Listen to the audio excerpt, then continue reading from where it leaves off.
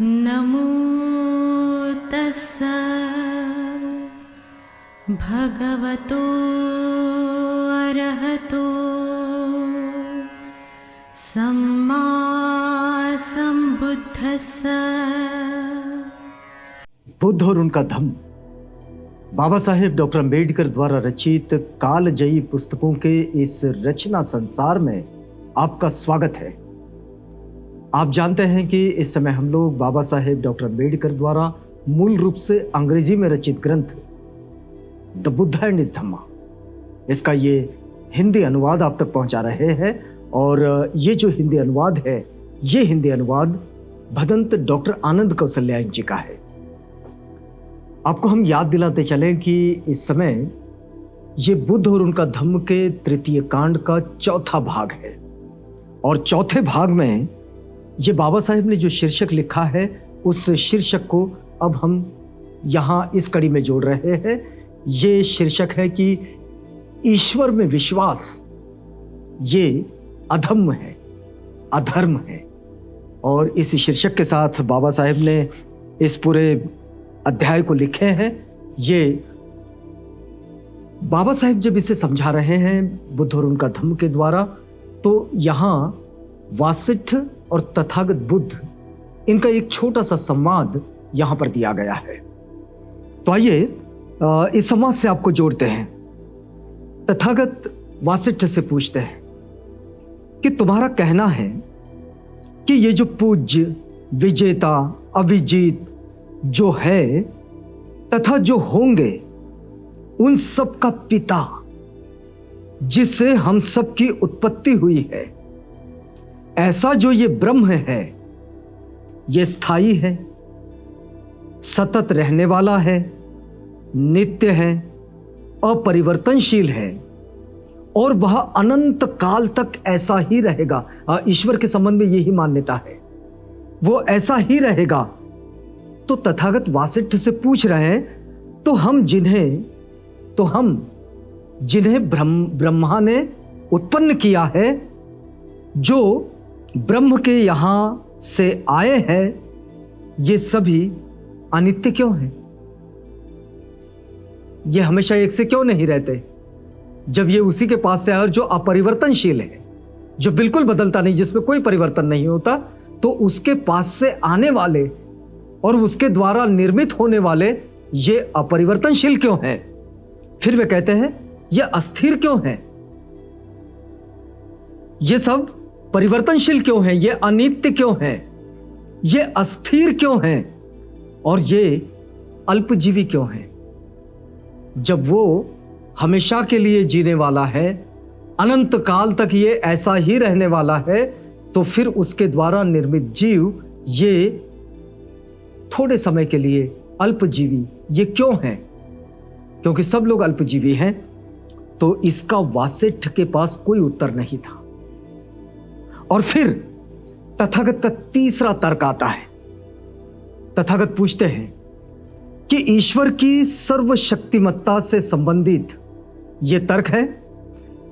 कहते हैं कि यदि ईश्वर सर्वशक्तिमान है और सृष्टि का पर्याप्त कारण है, दो चीजें, कि अगर वो सर्वशक्तिमान है और इस सृष्टि के निर्माण का वो पर्याप्त कारण है, उसके सिवाय दूसरा कोई कारण नहीं, तो फिर आदमी के दिल में कुछ करने की इच्छा ही उत्पन्न हो नहीं सकती।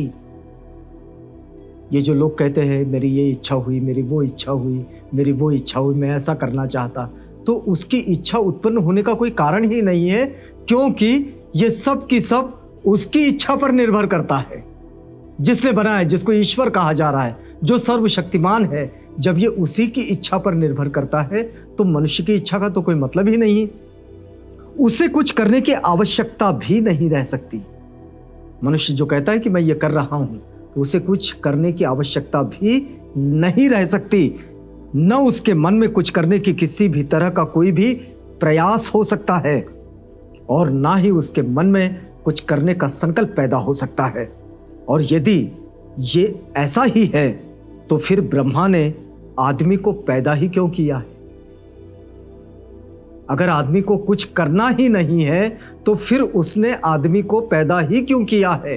क्योंकि सारे ईश्वरवादी ये कहते हैं कि जो कुछ होता है वो सब उसकी मर्जी से होता है, उसकी इच्छा से होता है, तो फिर मनुष्य को कुछ करने की जरूरत ही नहीं, उसको पैदा ही क्यों किया उसने? इसका भी वासिष्ठ के पास कोई उत्तर नहीं था। अब तथागत का एक और तर्क था, चौथा तर्क। ईश्वर शिव है, भला है, अच्छा है। शिव का मतलब ईश्वर शिव है, कल्याण स्वरूप है, लोगों का कल्याण करता है। और वो तो फिर आदमी हत्यारे, चोर, व्यभिचारी, झूठे, चुगलखोर, बकवादी, लोभी, द्वेषी और कुमार्गी क्यों हो जाते हैं? एक भले ईश्वर की निर्मिति, एक जो भला ईश्वर है, जो शिव है, जो सुंदर है, जो दयालु है, जो कल्याण स्वरूप है, लोगों का कल्याण करता है, तो उसके द्वारा बनाई हुई ये जो अनुपम कृति है मनुष्य, ये चोर क्यों है, डाकू क्यों है, व्यभिचारी क्यों है, बकवास करने वाला क्यों है, ये लोभी, द्वेषी, क्रोधी, हत्यारा क्यों है? और तथागत के इस तर्क का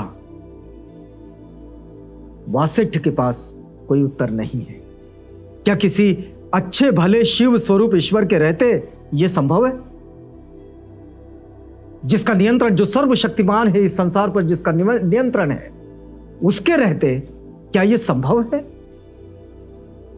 कि उसी की अनुपम कलाकृति, सर्वश्रेष्ठ कलाकृति मनुष्य ये चोर, डाकू, हत्यारा, लुटेरा बन जाए?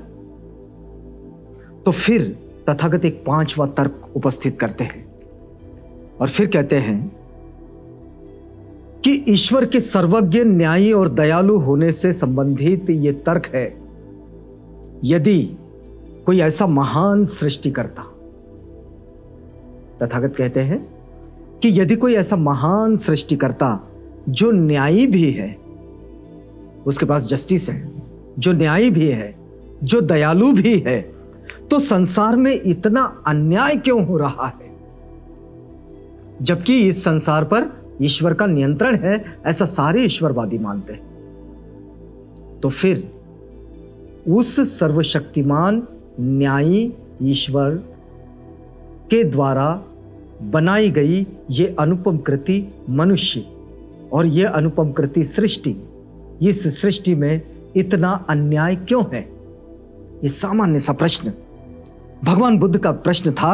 उन्होंने कहा, जिसके पास भी आंख है वह इस दर्दनाक हालात को देख सकता है, ब्रह्मा अपनी रचना को सुधारता क्यों नहीं है? इतना अन्याय, इतनी अराजकता, इतनी अनैतिकता जो इस संसार में फैली हुई है, जिस आदमी के पास आंख है वो आदमी भी इस अराजकता को, इस अन्याय को देख सकता है। तो फिर वो जो सर्वशक्तिमान ईश्वर है, क्या वो इसको सुधार नहीं सकता? वो देख नहीं सकता? यदि उसकी शक्ति इतनी असीम है कि उसे कोई रोकने वाला नहीं, तो उसके हाथ में क्यों ऐसे है कि शायद ही कभी किसी का कल्याण करते हो? क्यों यह प्रश्न ना पूछा जाए कि यदि उसकी शक्ति इतनी असीम है कि कोई उसे रोकने वाला नहीं, कोई उसे रोक नहीं सकता, तो फिर वो, उसके पास क्या ऐसे हाथ नहीं है कि वो इस अराजकता को, इस अनैतिकता को, इस अधर्म को रोक नहीं सकता? उसकी सारी की सारी सृष्टि दुख क्यों भोग रही है?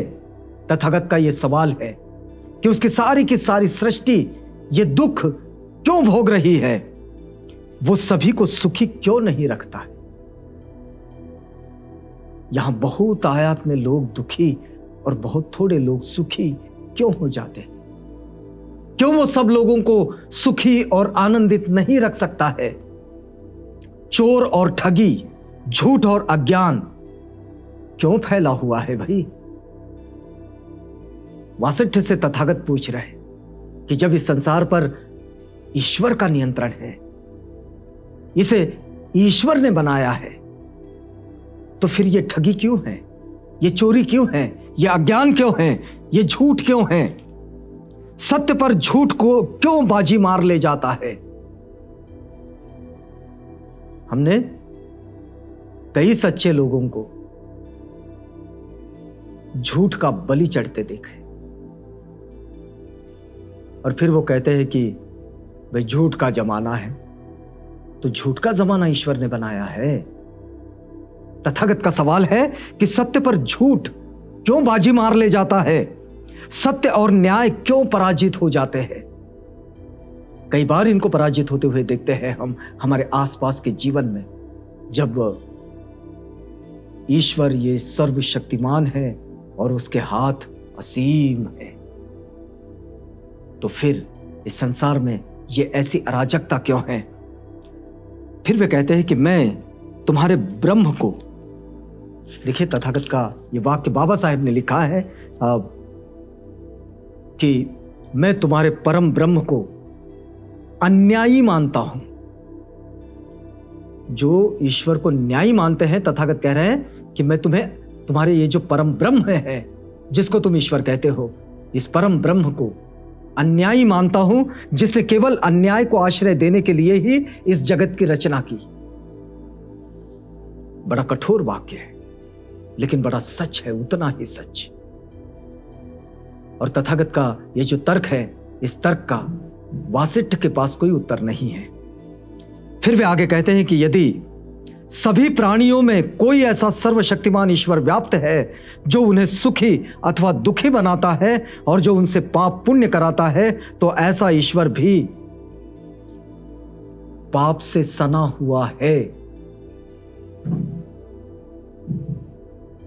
यदि मनुष्य ईश्वर की अनुपम और अनूठी कृति है, और अगर मनुष्य पाप से सना हुआ है, मनुष्य झूठ से सना हुआ है, तो फिर ईश्वर को भी इससे छोड़ा नहीं जा सकता, ईश्वर भी नहीं बच सकता। ईश्वर भी पाप से सना हुआ है। फिर देखिए बाबा साहब क्या लिख रहे हैं। ये तथागत बुद्ध की शिक्षाओं से ये बात आती है, या तो आदमी ईश्वर की आज्ञा में नहीं है, या फिर ईश्वर न्यायी और नेक नहीं है, या फिर ईश्वर दृष्टिहीन है, अंधा है, नहीं देख पाता है। यदि इतनी अराजकता और इतना अन्याय इस संसार में है, तो फिर या तो मनुष्य ये ईश्वर की आज्ञा से, उसके कंट्रोल से बाहर है, तभी तो इतनी अराजकता है, या तो फिर ईश्वर ही स्वयं न्यायी नहीं है, वो नेक नहीं है, या तो फिर वो दृष्टिहीन है, उसे कुछ नहीं दिखता। बुद्ध और उनका धम्म की इस बात को यहां पर रोकना होगा हमें। रुकते हैं इस वादे के साथ कि कल आपसे पुनः भेंट होगी जब हम इसी बातचीत में आगे बढ़ेंगे। तो तब तक के लिए हमें इजाजत दीजिएगा।